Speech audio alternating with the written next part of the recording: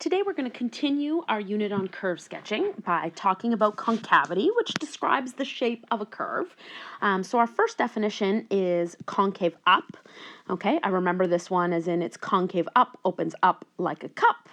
Okay, and this one looks either like this or something like that.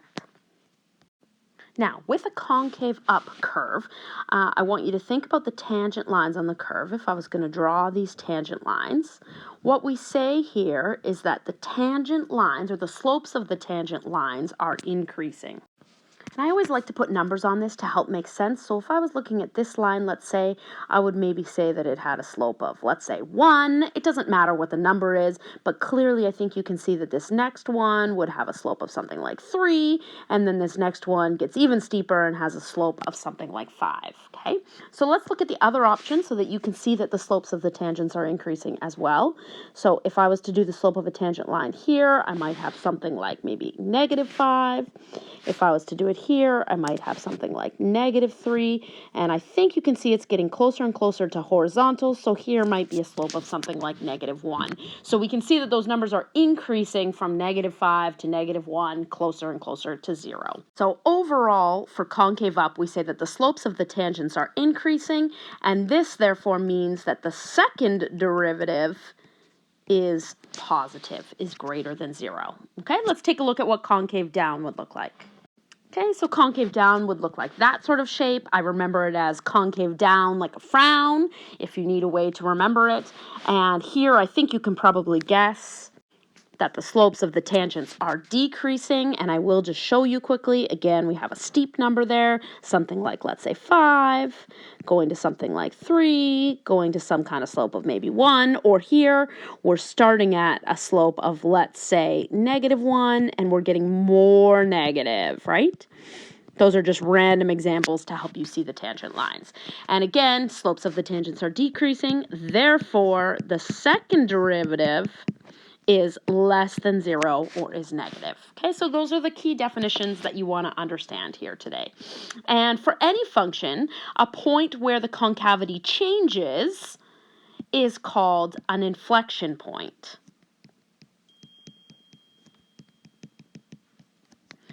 And I like to use IP for short. Okay, so for instance, if I have a curve, this is concave down, up to a certain point, here's my inflection point, this is concave down, and then all of a sudden it's going to change to concave up at that inflection point. And at that particular inflection point, okay, the second derivative is equal to 0.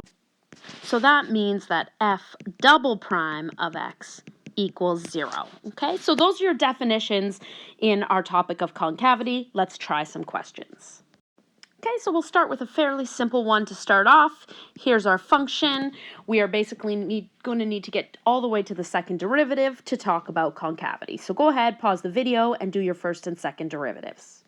Okay, I hope you can agree that the second derivative is 12x. We're going to take that second derivative and we're going to set it equal to 0.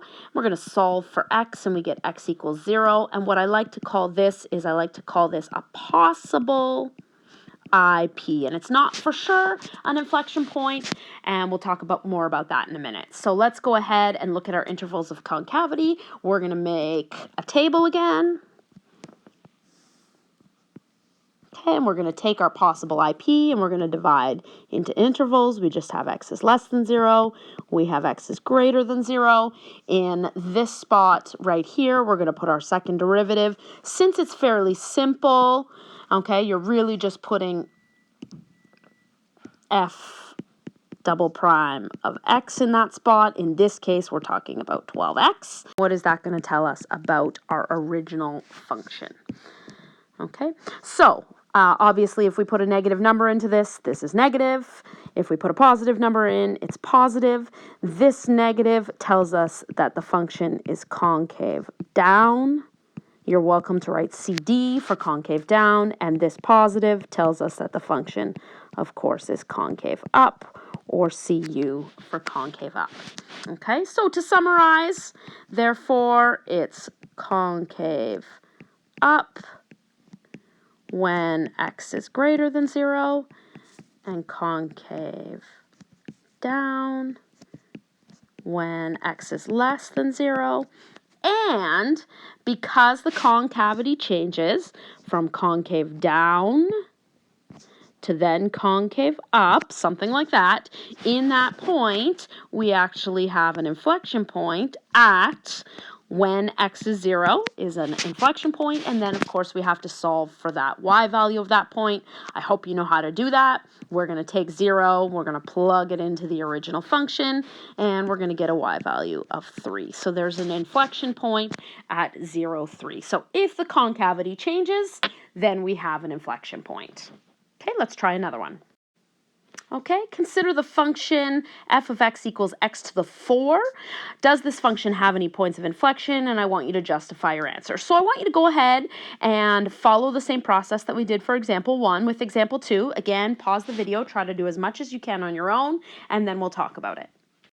Okay, so hopefully that makes sense to you. First derivative 4x cubed, second derivative, I set it equal to 0, and I got my possible inflection point at x equals 0. So now I'm going ahead and making my interval table. Again, I have a fairly simple second derivative, so that's really what I'm looking at there. And what is this going to tell me about my original function? So I hope that you can see that regardless of whether you put a negative number or a positive number into this, you get a positive in both cases, which means a concave up and a concave. So this means that because the concavity does not change, it stays as concave up the entire time, there are no IPs. Okay, so I just wanted you to see that that is a possibility, and hopefully even based on this original function, you can picture what that graph looks like, and you can remember that it actually is concave up the entire time. Okay, let's see if we can put it all together and try one last example. Okay, so we're going to try one where basically we put it all together and we do everything about the first derivative, and then we move on to the second derivative and we do everything. Now, there is one other concept that I do need you to know, and there is this thing called the second derivative test.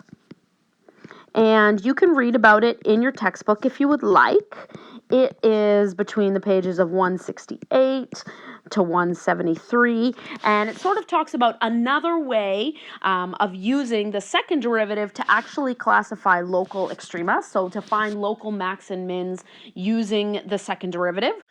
You're welcome to use this test anytime you like, but I won't give you any explicit questions that ask you to use the second derivative test. Okay, so please know that it does exist and you're welcome to read up on it. All right, so let's go. First derivative, again, do yourself a favor, pause the video as much as you can and try to do as much of this on your own as possible. I'm going to go with the first derivative, find my critical numbers, and set up my interval table. Try that. Okay, check how you did. Hopefully everything's good so far. If I plug -2 into this, this is going to be negative. This is going to also be negative, overall positive. If I plug 0 into this, I'm going to get a negative, a positive, a negative. If I plug 3 in, I'm going to get positive, positive, overall positive. Okay, so going back to our first derivative, this of course means the function is increasing, then decreasing, then increasing again. So I'll summarize that in just a minute. Here we're going from increasing to decreasing. So we have a local max when x is -1. We're going to go ahead and find that y value. Here we have a local min when x is 2. We can go ahead and find that y value. Okay, so just make sure you do summarize the intervals of increase and decrease, and when I plugged in -1 into the original function, right, I got 20 for my y value, and when I plugged in 2, I got -7. Okay, so there's all my work with the first derivative. Now I'm going to move on to the second derivative. Okay, I'm going to look up here. This is the easiest place to work from to find my second derivative. So my second derivative, f double prime of x, is 12x minus 6. I'm going to set that equal to 0 and solve for x, a fairly simple one to solve, and you should end up with x equals 1/2. And this, remember, is a possible IP. Go ahead and make your interval table and see how that works out. I think it's fairly simple to see. I can put 0 in, I get a negative. This means concave down, right? And either or, picture or short form. If I put a positive number in there like 1, I get a positive, so it's concave up. Okay, again, we're going to summarize.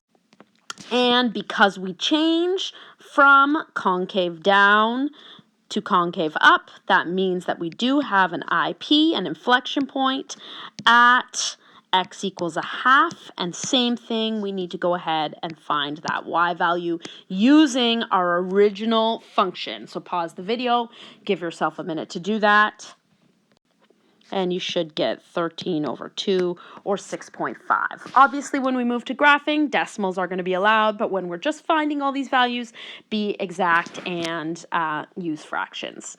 Okay, so that's the idea I want you to practice today before we put it all together and we look at actually how to sketch the curve. Thank you.